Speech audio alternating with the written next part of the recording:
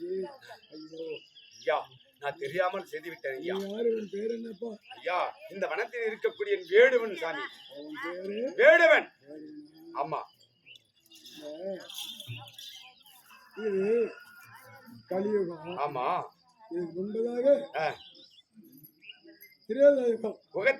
திரேதாயுகத்தில் நான் ராமனாக ஜெயித்திருந்தேன். ஆமா. ராமனாக ஜெயித்து கானகத்தில் திரிந்து சிற்றனையுடைய வார்த்தையால் 14 ஆண்டு வனவாசம் சென்றிருந்தோம். ஆமா. அப்படி செல்கிற வழியிலே நீ ஒரு வாலியாக வானரமாக பிறந்திருந்தாய். வானர வீரன். சரி. உன் சகோதரன் சுக்கிரீவன் நீ வாலி.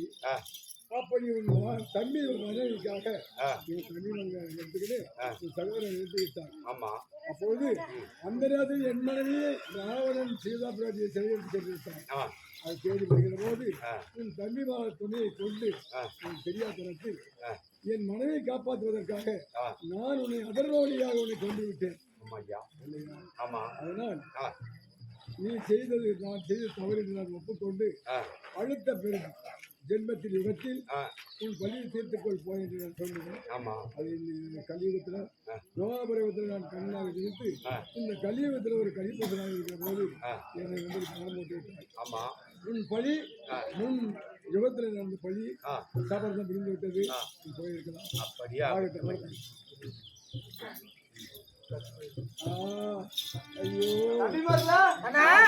குரல் கேட்கிறதா?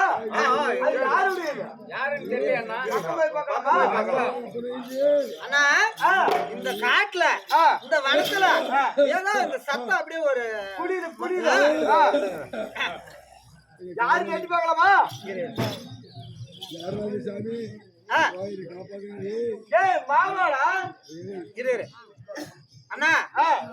நம்ம அண்ணா தர்ம அண்ணா சொல்லிருக்கிறாரு, எங்க போனாலும் எந்த இடத்துல ஒரு ஆபத்து வந்தாலும் எது வந்தாலும் தம்பி நீங்க கை கொடுத்தாதீங்க, பீமன் இருக்கக்கூடிய அந்த கொடுத்து எதா இருந்தாலும் எந்த பிரச்சனையும் காப்பாத்துங்க, அப்புறம் அண்ணான்னு கூப்பிடுங்கன்னு அண்ணா சொல்லி அனுப்பிச்சுக்கிறாரு.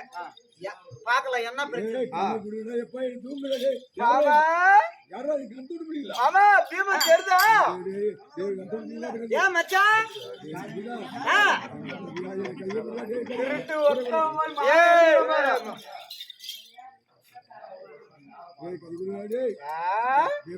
மாமா காப்பாத்தணுமா?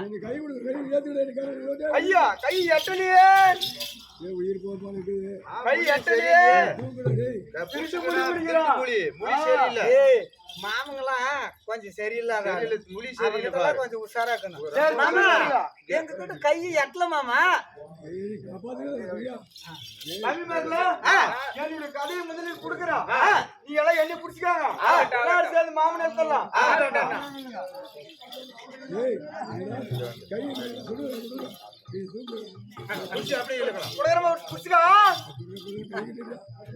ஐயோ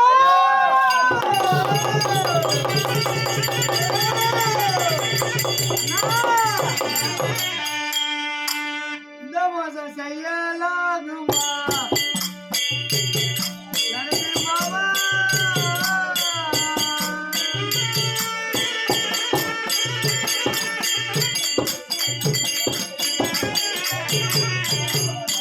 இந்த மாசம் செய்யலாகுமா மாமா?